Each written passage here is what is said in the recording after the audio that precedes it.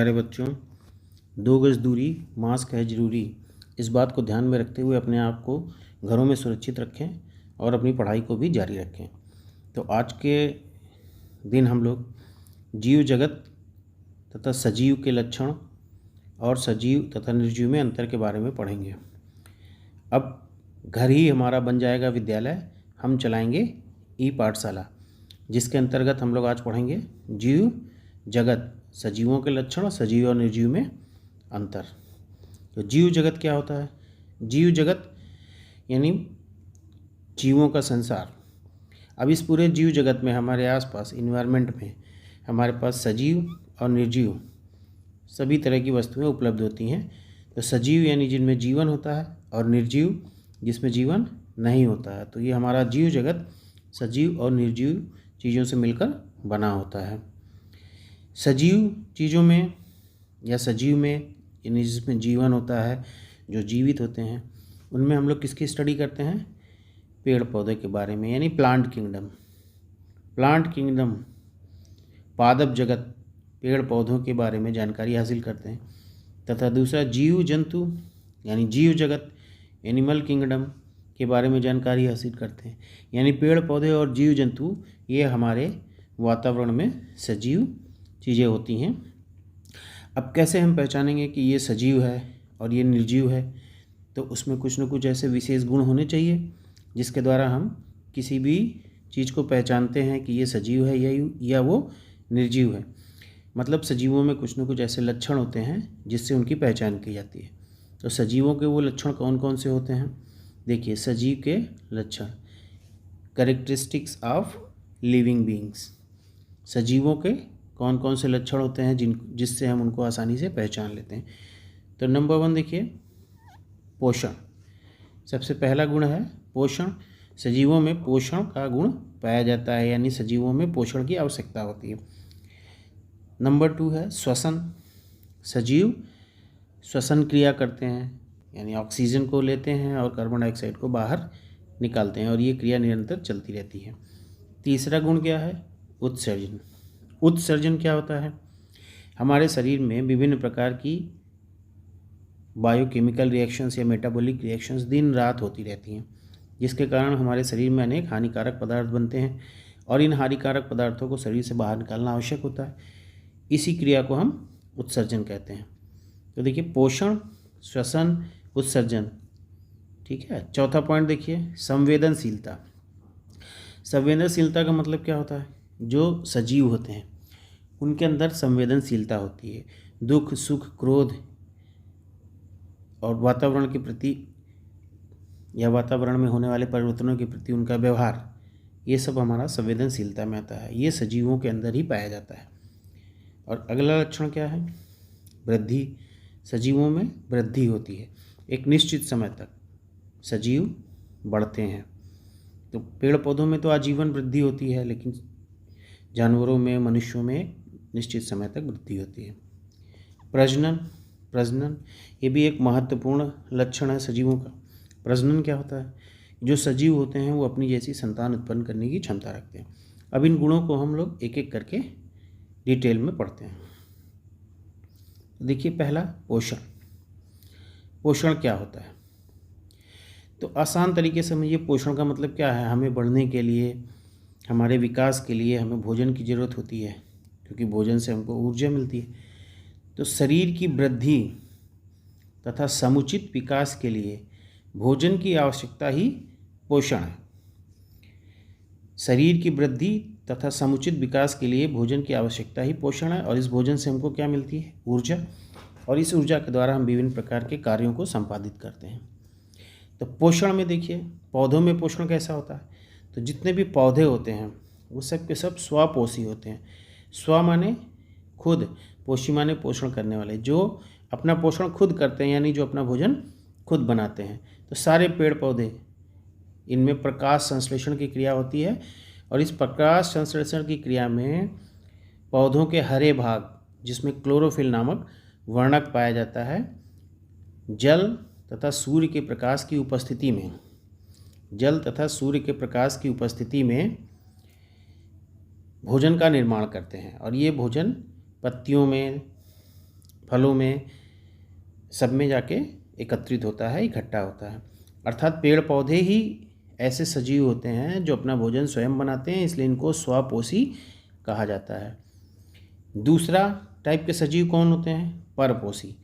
पर का मतलब दूसरे, पोषी माने पोषण, यानी जो अपने पोषण के लिए दूसरों पर निर्भर होते हैं, उन्हें हम परपोषी कहते हैं। परपोषी को अंग्रेजी में क्या कहते हैं? हेट्रोट्रॉप्स। तो परपोषी में क्या आ जाते हैं? जैसे मनुष्य हैं, हम लोग क्या हैं? परपोषी है, हम अपने भोजन के लिए पेड़ पौधों, साग सब्जियों पर निर्भर होते हैं। जीव जंतु भी अपने भोजन के लिए दूसरे जीव जंतु या पेड़ पौधों पर निर्भर होते हैं। अब परपोषी कितने तरह के हो सकते हैं? देखिए, शाकाहारी, शाक माने साग सब्जियां, हारी माने लेने वाला, ग्रहण करने वाला। शाकाहारी यानी साग सब्जियां ग्रहण करने वाला, यानी ऐसे सजीव जो साग सब्जियां या हरी सब्जियों या हरे पेड़ पौधों को खाते हैं, साग को खाते हैं, पेड़ पौधे खाते हैं, उन्हें हम क्या कहते हैं? शाकाहारी। हर्बीवोरस, क्या कहते हैं? हर्बीवोरस। तो अब शाकाहारी कौन है? ऐसे सजीव जो साग सब्जियों पर निर्भर होते हैं, जैसे बकरी, हिरन, चूहा इत्यादि। दूसरी कैटेगरी क्या है परपोषी की? मांसाहारी।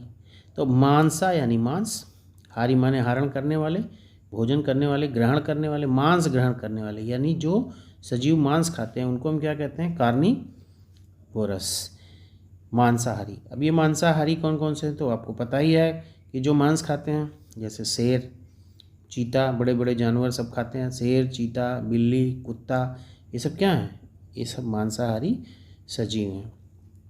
तीसरी कैटेगरी आती है सर्वाहारी, यानी परपोषी में तीसरे सजीव कौन से हैं? सर्वाहारी। सर्वा माने सभी कुछ, हारी माने ग्रहण करने वाले, जो सब कुछ खाते हों, यानी साग सब्जी, मीट, मांस, मछली, ये सब खाते हैं, उनको हम क्या कहते हैं? सर्वाहारी। जो शाकाहारी प्लस मांसाहारी दोनों होते हैं उनको हम सर्वाहारी कहते हैं, और इसको अंग्रेजी में क्या कहते हैं? ऑमनीवोरस। तो ये ऑमनीवोरस कौन है? मनुष्य है, कॉकरोच है, कुत्ता है, ठीक है, और भी बहुत से जानवर हैं, जंगली जानवर हैं जो साग सब्जी भी खाते हैं, मांस भी खाते हैं। तो इस तरह से सजीवों की परपोषी कैटेगरी को हमने 3 भागों में बांट दिया: शाकाहारी, मांसाहारी और सर्वाहारी। दूसरा पॉइंट देखिए, दूसरा पॉइंट क्या है? श्वसन क्रिया क्या होती है? हमें पता है कि 24 आवर हम सांस लेते रहते हैं, और थोड़ी देर के लिए अगर हम अपनी नाक को बंद कर दें या कोई ज़बरदस्ती बंद कर दे, ना खोले, तो क्या होगा? हम तड़पने लगते हैं और फिर अल्टीमेटली मर जाते हैं। यानी सांस के बिना हमारा जीवन संभव नहीं है। तो सजीवों का ये दूसरा महत्वपूर्ण लक्षण है श्वसन एक ऐसी प्रक्रिया है जिसमें हम हवा को अंदर खींचते हैं और कार्बन डाइऑक्साइड को बाहर निकालते हैं। जब हम सांस लेते हैं तो हवा में उपस्थित ऑक्सीजन फेफड़ों में पहुंचती है और खून के निकट संपर्क में आती है। फेफड़ों में ये खून के संपर्क में आती है और खून इसे अवशोषित कर लेता है और शरीर के सभी भागों में ले जाता है। साथ ही साथ खून कार्बन डाइऑक्साइड को शरीर भर से लाकर, यानी शरीर के सभी भागों से लाकर फेफड़ों में छोड़ता है, जो उच्छ्वास के साथ या सांस बाहर निकालने के साथ फेफड़ों से बाहर निकाल दी जाती है, और इस तरह ऑक्सीजन अंदर ली जाती है और कार्बन डाइऑक्साइड गैस बाहर छोड़ी जाती है। इसीलिए ऑक्सीजन को जीवनदायिनी गैस भी कहा जाता है। भिन्न भिन्न प्राणियों में श्वसन अलग अलग अंगों द्वारा होता है। जैसे मनुष्यों में सांस लेने की प्रक्रिया किसके द्वारा होती है? फेफड़ों के द्वारा। मछलियों में सांस लेने की प्रक्रिया किसके द्वारा होती है? गलफड़ों के द्वारा। इसी तरह से मेढक में सांस लेने की प्रक्रिया किसके द्वारा होती है? त्वचा द्वारा। मेढक त्वचा द्वारा और फेफड़े दोनों से सांस लेता है, क्योंकि मेढक क्या है? उभयचर प्राणी है, जल में भी रहता है और ज़मीन पर भी रहता है। तो पानी में तो ये त्वचा द्वारा सांस लेता है, और ज़मीन पे किसके द्वारा सांस लेता है? फेफड़ों के द्वारा सांस लेता है। तो ध्यान रखेंगे इस चीज़ को कि मेढक त्वचा और फेफड़े दोनों से सांस लेता है। पौधे कैसे सांस लेते हैं? भाई पौधे सांस लेते हैं तभी ना जीवित हैं, उनमें फल फूल बनता है, उनमें वृद्धि होती है। तो पौधों की जो निचली सतह होती है उस निचली सतह में छोटे छोटे छिद्र पाए जाते हैं। इन छिद्रों को स्टोमेटा या पर्णरंध्र, पर्ण माने पत्ती, रंध्र माने छेद, पत्तियों के छेद, जिसे हम क्या नाम देते हैं? स्टोमेटा, स्टोमेटा के नाम से जानते हैं। तो पत्तियों की निचली सतह में उपस्थित स्टोमेटा द्वारा ये पौधे ऑक्सीजन या गैसों का आदान प्रदान करते हैं, श्वसन क्रिया करते हैं। तीसरा महत्वपूर्ण लक्षण एक्सक्रीशन। एक्सक्रीशन माने उत्सर्जन। उत्सर्जन का मतलब शरीर से बाहर निकालना। तो जैविक क्रियाओं के फलस्वरूप अनेक अनावश्यक और हानिकारक पदार्थ शरीर में बनते हैं। जैविक क्रियाएं क्या होती हैं? जो क्रियाएं हम दिन भर करते हैं, खाना पीना, सोना, उठना, बैठना, लड़ना झगड़ना, तो ये सब बायोलॉजिकल रिएक्शंस जो हमारी बॉडी में होती हैं, इनके फलस्वरूप अनेक अनावश्यक तथा हानिकारक पदार्थ शरीर में बनते हैं। इन पदार्थों को हम उत्सर्जी पदार्थ कहते हैं। इन उत्सर्जी पदार्थों को शरीर से बाहर निकालने की क्रिया ही उत्सर्जन कहलाती है। ठीक है, अनावश्यक और जहरीले पदार्थों को शरीर से बाहर निकालने की क्रिया उत्सर्जन कहलाती है। उदाहरण देखिए इसका। जंतुओं के जो उत्सर्जी पदार्थ हैं, यानी जंतुओं में कौन कौन से उत्सर्जी पदार्थ होते हैं जिनको शरीर से बाहर निकाला जाता है? पेशाब, मलमूत्र, टॉयलेट, पसीना, कार्बन डाइऑक्साइड, अमोनिया इत्यादि।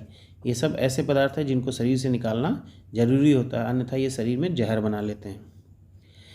पौधों में कौन कौन से उत्सर्जी पदार्थ होते हैं? तो देखिए, पौधों के उत्सर्जी पदार्थ, गोंद पौधों से प्राप्त होता है, रबर, रेजिन, टैनिन जिसको हम कत्था भी कहते हैं। मदार के पौधे में देखिए सफ़ेद रंग का दूध निकलता है। तो ये सब क्या हैं? ये सब उत्सर्जी पदार्थ होते हैं जो पौधों द्वारा बाहर निकाले जाते हैं शरीर से। चौथा महत्वपूर्ण लक्षण है संवेदनशीलता। संवेदनशीलता, संवेदनशीलता का मतलब होता है किसी सजीव का संवेदनशील होना। तो पौधे और जीवों में ये गुण पाया जाता है। होता क्या है संवेदनशीलता? जीवों तथा पौधों में अचानक होने वाले परिवर्तन के प्रति प्रतिक्रिया संवेदनशीलता कहलाती है।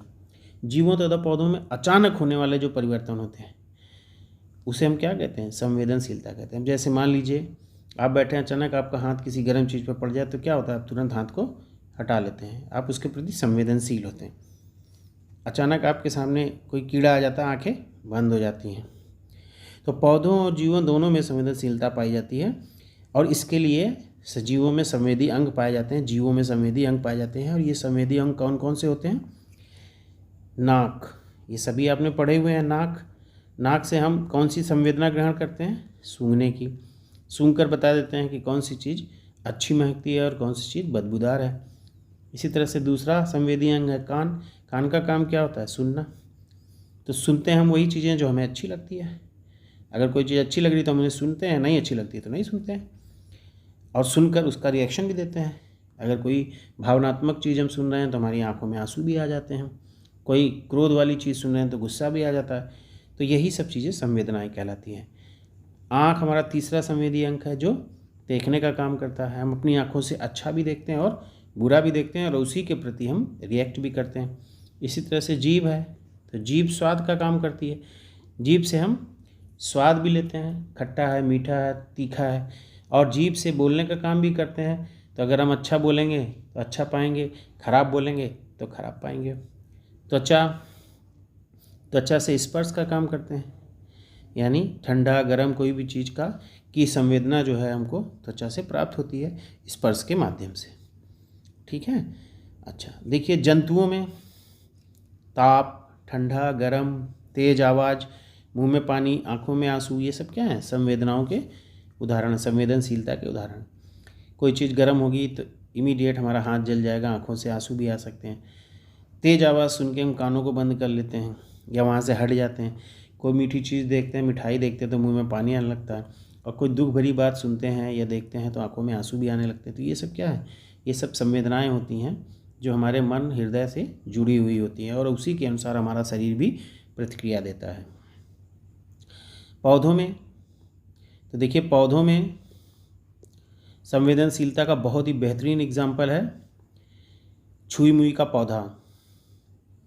छुई मुई का पौधा, तो छुई मुई, कितना खूबसूरत नाम है छुई मुई।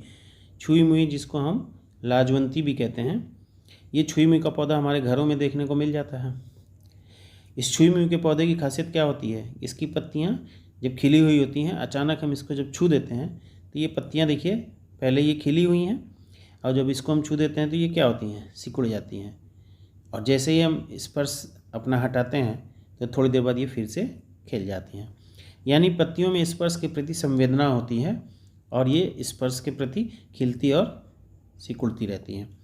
तो छुई मुई पौधे में भी संवेदनशीलता पाई जाती है। रात रानी, रात रानी का एक खूबसूरत पौधा है जिसके फूल रात में ही खिलते हैं और सुबह होते होते गिर जाते हैं।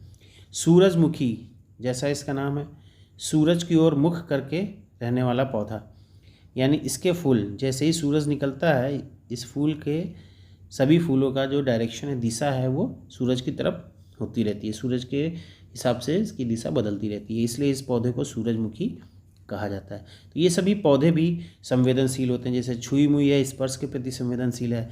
रात रानी है जो दिन रात के प्रति संवेदनशील है। सूरजमुखी है, सूरज के प्रति संवेदनशील है, रोशनी के प्रति संवेदनशील है। अगला महत्वपूर्ण लक्षण है ग्रोथ। तो ग्रोथ जैसा नाम है वृद्धि, सभी पेड़ पौधे और जीव जंतु वृद्धि करते हैं। सभी जीवधारी या प्रत्येक जीवधारी का आकार समय के साथ बढ़ता रहता है, इस क्रिया को वृद्धि कहते हैं। पेड़ पौधों में जीवन पर्यंत, यानी पेड़ पौधों में जो वृद्धि की क्रिया है वो जीवन पर्यंत होती है तथा जंतुओं में एक निश्चित आयु तक होती है। जंतुओं में एक निश्चित आयु तक ही वृद्धि होती है। उदाहरण देखिए, जैसे एक छोटे से बीज को हम लगाते हैं तो बीज से प्रांकुर और मूलांकुर निकलते हैं। फिर इस प्रांकुर में तना, पत्तियाँ, फल, फूल ये सब निकलना शुरू होते हैं और धीरे धीरे ये क्या होता है, बढ़ना शुरू हो जाता है। इसी तरह से नीचे की तरफ जड़ें बढ़नी शुरू हो जाती हैं। तो ये निरंतर बढ़ते रहते हैं, इसी को वृद्धि कहते हैं। तो ये लक्षण सजीवों का एक महत्वपूर्ण लक्षण होता है। इसी तरह से अगर जीव जंतुओं की बात करें तो देखिए, ये अंडा देने वाला, एक अंडे से मुर्गी निकलती है। चूजा, अंडे से क्या निकलता है, चूजा। अब ये छोटा सा होता है, फिर धीरे धीरे ये बढ़ता है, बढ़ के क्या बनता है, मुर्गी बन जाता है। तो इस तरह से इसका ग्रोथ होता रहता है। तो ग्रोथ भी सजीवों का एक महत्वपूर्ण लक्षण है। अगला महत्वपूर्ण लक्षण है प्रजनन। देखिए, प्रजनन one of the most important character, यानी इन लक्षणों में से एक महत्वपूर्ण लक्षण होता है प्रजनन का। प्रजनन होता क्या है, सभी पौधे तथा जंतु अपने समान जीवों को उत्पन्न करने की क्षमता रखते हैं। यानी सभी पौधों और जंतुओं में अपने समान जीव को उत्पन्न करने की क्षमता होती है, इसी क्रिया को प्रजनन कहते हैं। जैसे मनुष्य है, अपने समान बच्चे पैदा करने की क्षमता रखता है। जानवर हैं, अपने समान बच्चे पैदा करने की क्षमता रखते हैं। चिड़िया हैं, अंडों से चिड़िया निकलती हैं, फिर ये चिड़िया अंडे देती हैं, फिर इससे बच्चे निकलते हैं, ये प्रक्रिया चलती रहती है। इसी तरह से देखो, बच्चे देने वाले अंडों से बच्चे, बच्चों से फिर बड़ी चिड़िया। कुत्ता छोटे छोटे पपीज़ को जन्म देता है। बिल्ली छोटी छोटी पुशीज़ को, छोटी छोटी बिल्लियों को जन्म देती हैं। तो ये सभी सजीव अपने समान संतान उत्पन्न करने की क्षमता रखते हैं। गायों में देखिए, बछड़ा छोटे छोटे बछड़े को जन्म देती है। ये सभी जरायुज हैं, बच्चे पैदा करने वाले हैं। कुछ अंडों के माध्यम से बच्चे पैदा करते हैं, कुछ बच्चे ही पैदा करते हैं। तो जो अंडों के द्वारा बच्चे पैदा करते हैं उन्हें ओविपेरस अंडयुज कहते हैं, और जो बच्चों को ही जन्म देते हैं उन्हें जरायुज कहते हैं। तो इस तरह से ये जो मेन लक्षण हमने आपको बताए हैं सजीवों के, कौन कौन से लक्षण हैं सजीवों के, मुख्य लक्षण जो इनको निर्जीवों से अलग करते हैं। तो देखिए, सजीवों के मुख्य लक्षण कौन कौन से थे, एक बार फिर से इसको दोहरा लेते हैं। सबसे महत्वपूर्ण प्रजनन की क्रिया होती है, अपने समान संतान पैदा करते हैं। ग्रोथ होती है, आजीवन इनमें वृद्धि होती रहती है। ये संवेदनशीलता का गुण होता है, परिवर्तनों के प्रति संवेदनशील होते हैं। उत्सर्जन की क्रिया करते हैं, यानी शरीर से अनावश्यक और हानिकारक पदार्थों को बाहर निकालते हैं। श्वसन की क्रिया करते हैं और पोषण, one of the important character है इसका पोषण। सभी सजीवों को पोषण की आवश्यकता होती है, यानी कार्य करने के लिए ऊर्जा की आवश्यकता होती है और ऊर्जा के लिए भोजन की आवश्यकता होती है। तो ये कुछ महत्वपूर्ण लक्षण हैं जो सजीवों को निर्जीवों से अलग करते हैं। ठीक है, उम्मीद करता हूँ आपको समझ में आया होगा। यदि ये वीडियो आपको पसंद आया हो तो इसे लाइक शेयर सब्सक्राइब करना मत भूलिएगा। धन्यवाद।